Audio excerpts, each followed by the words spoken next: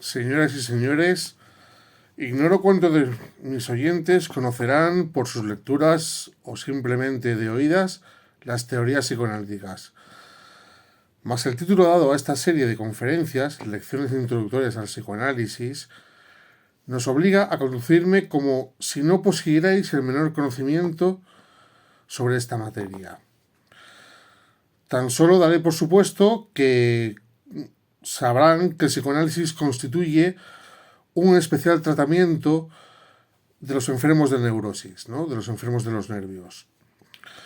Pero que sus características esenciales son en todo diferentes a las peculiares restantes en medicina y a veces resultan por completo opuestas a ellas. Por ejemplo, cuando sometemos a un enfermo a una nueva técnica médica, pues le procuramos disminuir a sus ojos los inconvenientes de la misma, ¿de acuerdo?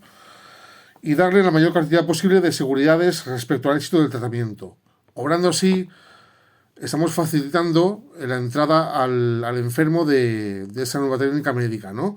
Pero hacemos lo contrario en psicoanálisis, justo lo contrario, ¿no? Que es que enteramos de las dificultades que el método presenta, de su larga duración, de los esfuerzos y sacrificios que exige, y en lo que respecta al resultado, le aseguramos que no podemos prometerle absolutamente nada, pues todo dependerá de su paciente sumisión a los consejos del médico, de su comportamiento, su inteligencia y su obediencia.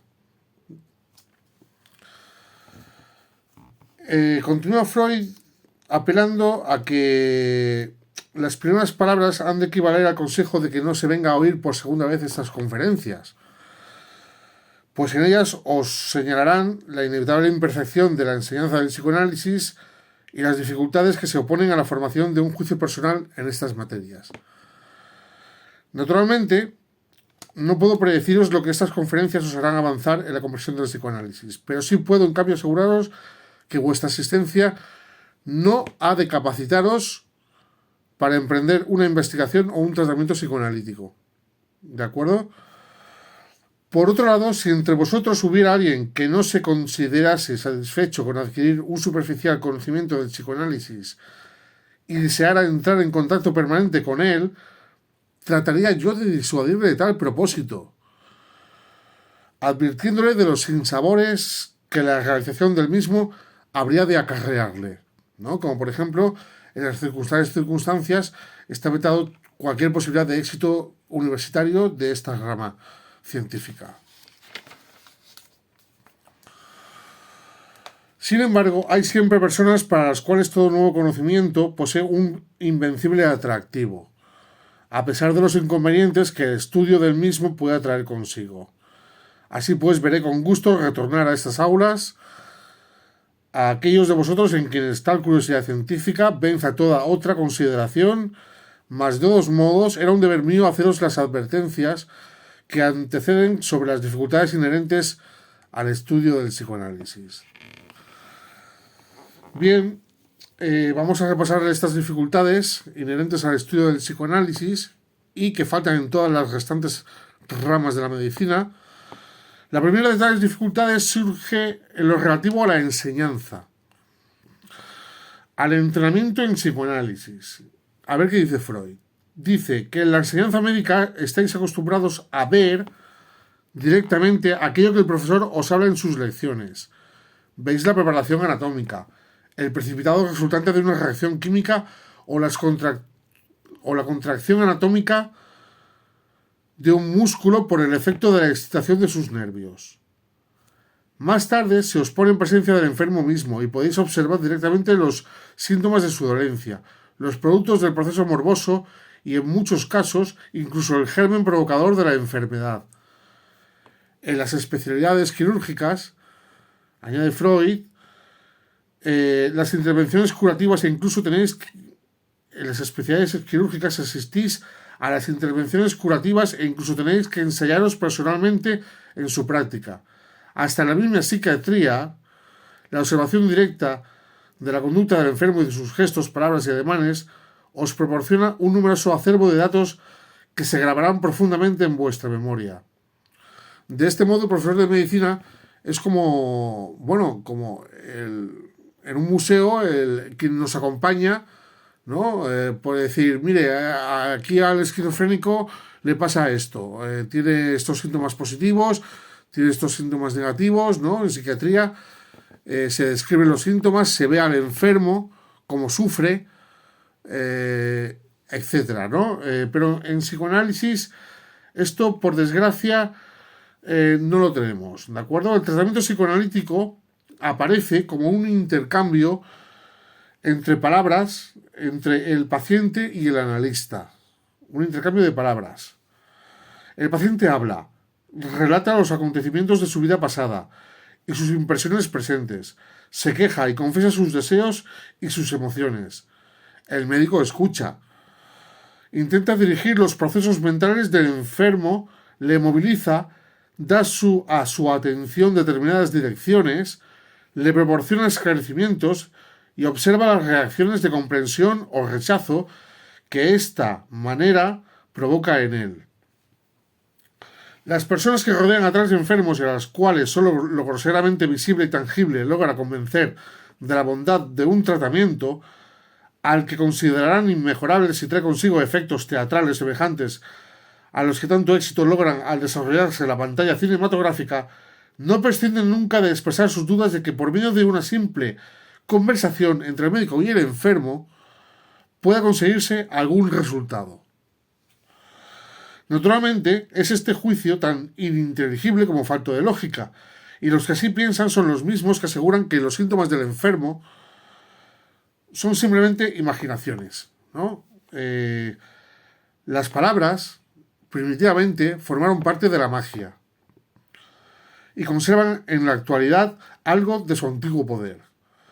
Por medio de palabras puede un hombre hacer feliz a un semejante o llevarle a la más completa desesperación. Por medio de palabras transmite el profesor sus conocimientos a los discípulos y arrastra tras de sí el orador a sus oyentes, determinando sus juicios y decisiones. Las palabras provocan afectos emotivos, constituyen el medio general para la influenciación recíproca de los hombres. No podemos, pues, despreciar en psicoterapia el valor de las palabras, ¿no? Y asistiremos con interés, en calidad de oyentes, a las palabras que transcurren entre el analista y el paciente. Pero el psicoanálisis no nos permite esto, ¿vale? Las terceras personas están excluidas. El paciente no puede hablar si hay una tercera persona escuchándole, ¿de acuerdo? Puede naturalmente presentarse a los alumnos en el curso de una lección de psiquiatría un sujeto neuroasténico o histérico. Él mismo se comunicará nos comunicará aquellos síntomas en los que su dolencia se manifiesta, pero nada más.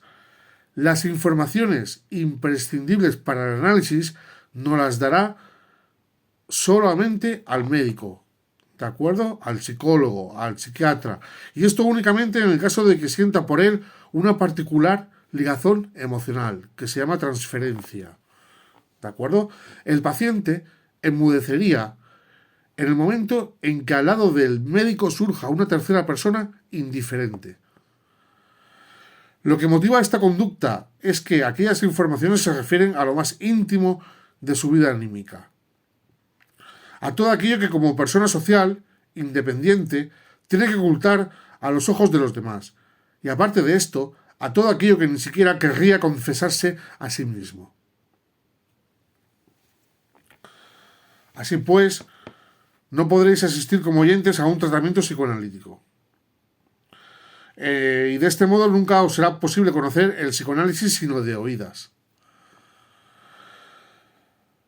En el sentido estricto de esta locución, de oídas, y ya está. Una tal carencia de informaciones directas ha de colocaros en una situación poco corriente para formar un juicio sobre esta disciplina. Juicio que, dadas todas las circunstancias señaladas, habrá de depender del grado de confianza que os merezca aquel que os informa. En este caso, un servidor. Bueno, suponed por un momento que habéis acudido a una conferencia sobre psiquiatría. No, sobre historia, una lección de historia. ¿De acuerdo? ¿Qué razones tendréis sobre Alejandro Magno, por ejemplo. ¿Qué razones tendréis para dar credibilidad a las palabras del profesor, del maestro, del quien nos expone los hechos guerreros de Alejandro Magno? Pues bien, a primera vista, la situación parece aún más desfavorable que en la enseñanza del psicoanálisis, pues el profesor de historia no tomó tampoco parte de las expediciones militares de Alejandro Magno.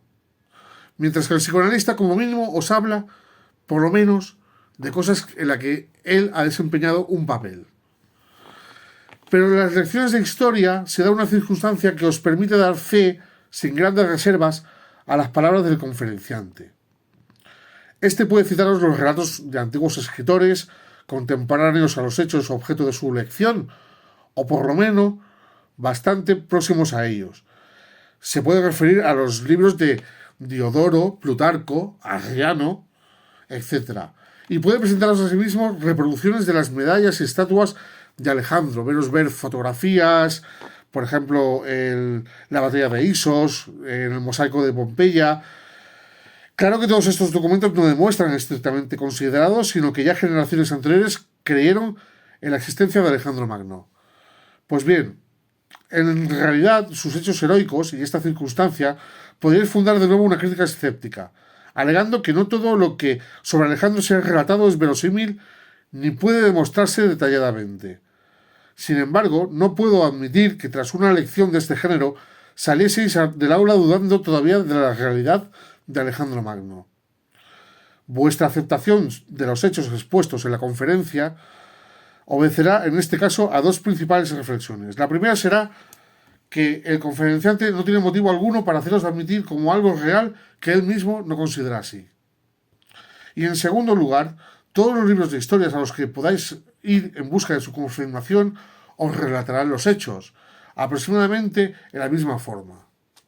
Si a continuación emprendéis el examen de las fuentes históricas más antiguas, deberéis tener en cuenta idénticos factores. Esto es, que los móviles que han podido guiar a los autores en su exposición y la concordancia de sus testimonios, en el caso de Alejandro, es el resultado de un examen que os dará tranquilidad. No así cuando se trate de personalidades como Moisés o Nimrod, por ejemplo, ¿no?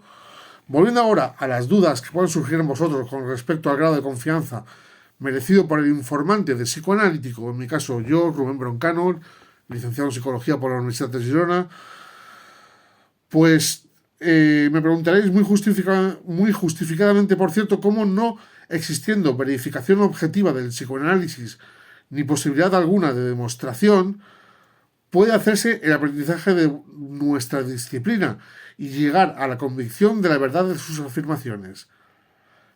Este aprendizaje no es, en efecto, fácil, y son muy pocos los que han podido aprenderlo correctamente. Pero, naturalmente, existe un camino y un método posibles. El psicoanálisis se aprende, en primer lugar, por el estudio de la propia personalidad. Estudio que, aunque no es rigurosamente lo que acostumbramos calificar de autoobservación, se aproxima bastante a este concepto. Existe toda una serie de fenómenos anímicos muy frecuentes y generalmente conocidos que, una vez iniciados en los principios de la técnica analítica, podemos convertir en objetos de interesantes autoanálisis, los cuales nos proporcionarán la deseada convicción de la realidad de los procesos descritos por el psicoanálisis y de la verdad de sus afirmaciones. Mas los progresos que por este camino puedan realizarse son harto limitados, ya lo verán. Y aquellos que quieran avanzar más rápidamente en el estudio de nuestra disciplina lo conseguirán. Mejor que por ningún otro medio, dejándose analizar por un psicoanalista competente. Esta es la forma más sencilla de verificar el psicoanálisis, ¿no? Entrar en análisis sabiendo que la persona que te va a analizar tiene las competencias adecuadas. De este modo, al mismo tiempo que experimentan en su propio ser los efectos del psicoanálisis, tendrán ocasión de iniciarse en todas las sutilezas de su técnica. Claro es que de este medio de máxima excelencia no puede ser utilizado sino por una sola persona y nunca en una sala completa de alumnos.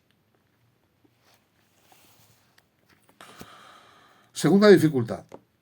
Aún existe para vuestro acceso al psicoanálisis una segunda dificultad, pero esta no es ya inherente a la esencia de nuestra disciplina, sino que depende exclusivamente de los hábitos mentales que habéis adquirido en el estudio de la medicina. Vuestra preparación médica ha dado a vuestra actividad mental una determinada orientación que la aleja en gran medida del psicoanálisis.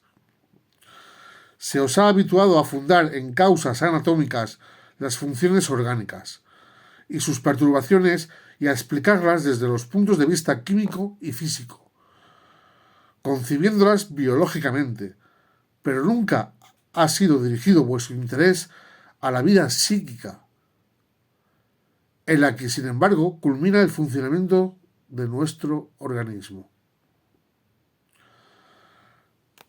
El resultado de esta preparación es que desconocéis en absoluto la disciplina mental psicológica y os habéis acostumbrado a mirarla con desconfianza, negándole todo carácter científico y abandonándola a los profanos, poetas, filósofos y místicos. Mas con tal conducta establecéis una desventajosa limitación de vuestra actividad médica, pues el enfermo os presentará, en primer lugar, como sucede en todas las relaciones humanas, su fachada psíquica. Y temo que para vuestro castigo os veáis obligados a dejarles a aquellos que con tanto desprecio calificáis de profanos, naturalistas y místicos una gran parte del influjo terapéutico que desearíais ejercer.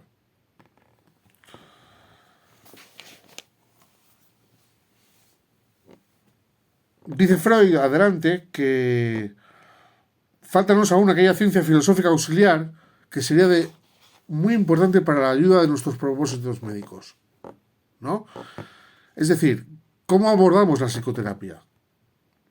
Ni la filosofía especulativa, ni la psicología descriptiva, no os engañéis, ni la llamada psicología experimental, ni mucho menos, ligada a la fisiología de los sentidos, se hallan tal y como son enseñadas en las universidades, en estado de proporcionarnos algún dato útil sobre las relaciones entre lo anímico y lo somático, y mucho menos un abordaje psicoterapéutico.